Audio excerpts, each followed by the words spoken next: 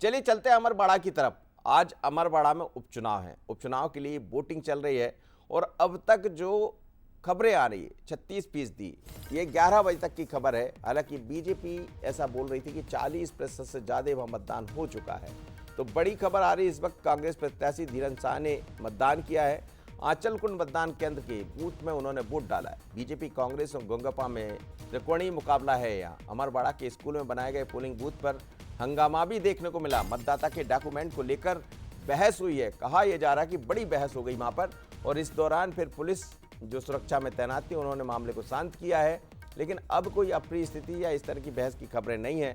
लेकिन बड़ी खबर यह है कि 11 बजे तक 36% मतदान यदि वहां होता है तो फिर अपने आप में बहुत बड़ा अंतर दिखाई देगा।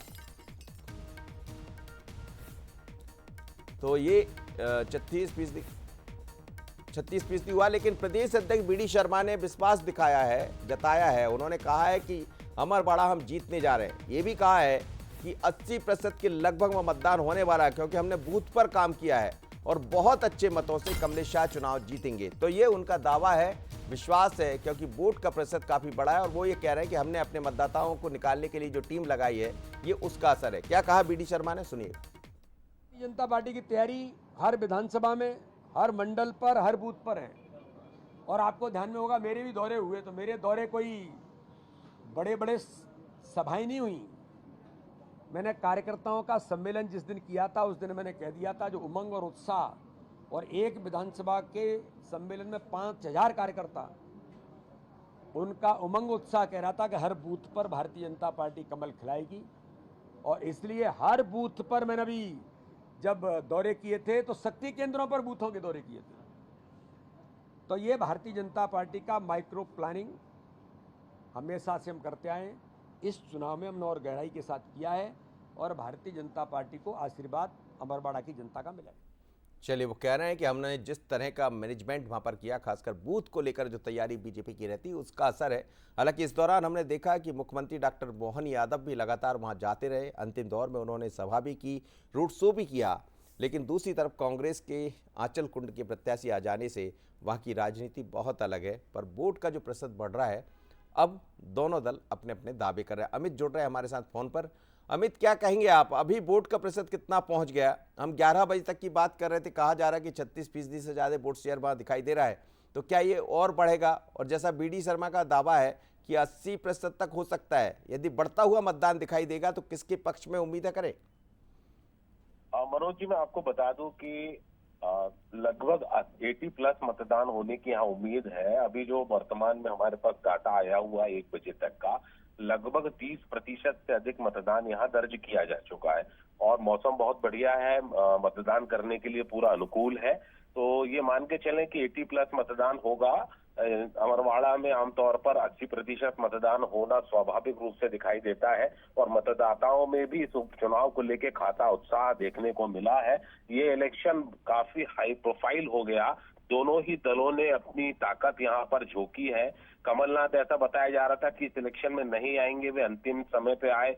3 दिन का प्रवास उनका रहा, उन्होंने रैली और सभाएं की। नकुल नाथ ने 4 दिन अब समय दिया। पीसीसी चीफ 8 दिन छिंदवाड़ा में डटे रहे। भारतीय जनता पार्टी की तरफ से मुख्यमंत्री मोहन यादव ने यहाँ पर बड़ी सभाएं और आम सभाएं की और इसके बाद प्रदेश अध्यक्ष विष्णु दत्त शर्मा जो है वो यहाँ पर लगातार आते रहे। तो हम ये कह सकते हैं कि दोनों ही दलों ने भरसक प्रयास इस सीट के लिए किया, पूरी जोर ताकत लगा दी। तो आज मतदान का, लेकिन अमित, मतदाता जो बाहर आ रहा है, आपने तो वहां मतदाताओं से बात की होगी, मतदाता को कौन बाहर ला रहा है? क्या बीजेपी का कार्यकर्ता जो बूथ तक पहुंचाने का काम करता है वो दिखाई दे रहा है, या कांग्रेस भी इस बार उतनी ही सक्रिय है, या जीजीपी?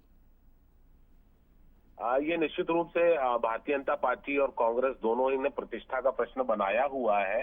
तो मतदाता के मन में एक प्रेशर भी आता है और ऐसे इलेक्शन जो बाय इलेक्शन होते हैं तो मतदाता घर से स्वाभाविक रूप से निकलता है, क्योंकि चुनाव कैंपेनिंग का जो ड्राइव होता है वो मतदाता को मतदान करने के लिए प्रेरित करता है, और प्रशासन भी चाहता है कि अधिक से अधिक मतदान हो। और भारतीय जनता पार्टी का बूथ मैनेजमेंट जो होता है माइक्रो लेवल का, वो भी मतदाता को घर से वोट डालने के लिए प्रेरित करता है। तो ये सब चीजों का एक तरह से कॉकटेल माना जा सकता है, बढ़ा हुआ मतदान। लेकिन अब ये कॉकटेल का असर किस पर ज्यादा दिखाई देगा? कई बार कॉकटेल ज्यादा असर भी कर देती है। तो माफ करिएगा अमित, लेकिन निश्चित रूप से बहुत दिलचस्प चुनाव है वहां का। बहुत धन्यवाद आप मेरे साथ जुड़े। पर कमलेश शाह कांग्रेस के पहले कांग्रेस में रहे, अब भारतीय जनता पार्टी से चुनाव लड़ रहे हैं, और चुनाव लड़ने के साथ ही अब बात भी वो कर रहे हैं। तो बीजेपी की तरफ से प्रत्याशी है कमलेश शाह भारतीय जनता पार्टी के अमरवाड़ा से। पर अमरवाड़ा उपचुनाव को लेकर उनसे बात की हमारे सहयोगी ने, क्या निशांत बिशन ने, वो क्या कह रहे हैं इस समय सुन लेते हैं कमलेश शाह को। मेरे साथ हैं अमरवाड़ा से बीजेपी प्रत्याशी राजा कमलेश शाह, जिन्होंने हाल ही में वोट डाला है। कमलेश शाह जी, 6 महीने के अंतराल में आप दोबारा इलेक्शन में गए हैं। कैसे आप इस बार वोट मांग रहे हैं? बड़ी मार्जिन से आप 6 महीने पहले इलेक्शन जीते थे। इसके बाद किस संदेश के साथ आप जनता के बीच हैं? विकास एक ही मुद्दा है हमारे पास, और इसी को देखते हुए हमने भारतीय जनता पार्टी का दामन को पकड़ा, और हमें विश्वास है और हमारे क्षेत्र की जनता को विश्वास है और भरोसा है कि हमारे अच्छे दिन आने वाले हैं। परिदृश्य कैसे बदला हुआ है? आप लंबे समय तक कांग्रेस के विधायक रहे, सीनियर लीडर आप रहे, और मैंने वो दौर भी देखा है जब मैं अमरवाड़ा विधानसभा आपके बीच पहुंचा था, जब आप कांग्रेस के एमएलए हुआ करते थे। अब आप भाजपा में आए हैं, बदलाव की क्या उम्मीद देखते हैं, और इस बार इलेक्शन में मुद्दे क्या रहे? इलेक्शन में तो ये विकास ही मुद्दा था, और हमने वोट मांगा विकास के नाम पे। पहले भी हम जाते थे तो विकास के ही नाम पे वोट मांगते थे, और पहले हमको बड़ा उम्मीद रहता था कि कांग्रेस की सरकार बन रही है। पता चला कि वो आधे रास्ते से ही वापस हो गई, समझ गए। तो ये बड़ा दुखद रहता था इस क्षेत्र के लिए। और अभी वर्तमान में भारतीय जनता पार्टी की सरकार भी है। मैं तो आपके माध्यम से भारतीय जनता पार्टी के पदाधिकारियों को, माननीय मुख्यमंत्री जी को, सांसद जी को, सभी को, प्रदेश अध्यक्ष जी को, सभी को धन्यवाद देता हूँ कि उन्होंने फिर पुनः मेरे ऊपर विश्वास करके और इस क्षेत्र का प्रतिनिधित्व करने के लिए इस उपचुनाव में मुझे अवसर प्रदान किया है। मुझे इस उपचुनाव में प्रत्याशी बनाया है। जीत को लेकर कितने आश्वस्त हैं, और अगर आश्वस्त हैं तो मार्जिन क्या रह सकता है इस बार? देखिए, पिछले बार हम जब चुनाव यहाँ से जीते थे अमरवाड़ा विधानसभा क्षेत्र से, कम 25,000। सबसे पहले जब मैं चुनाव जीता तो 5,000 वोट से जीता था, उसके बाद 11,000 वोट से, और उसके बाद तीसरी बार 25,000 वोट से जीता। और आज जो माहौल देखने को जो मिल रहा है, इस माहौल को देखते हुए लगता है कि मुझे भरपूर आशीर्वाद मिलेगा और इसका मार्जिन भी बढ़ेगा। राजा कमलेश शाह बीजेपी उम्मीदवार, जिनका ये कहना है कि उन्हें इस बार जनता का आशीर्वाद और बेहतर तरीके से मिलने जा रहा है।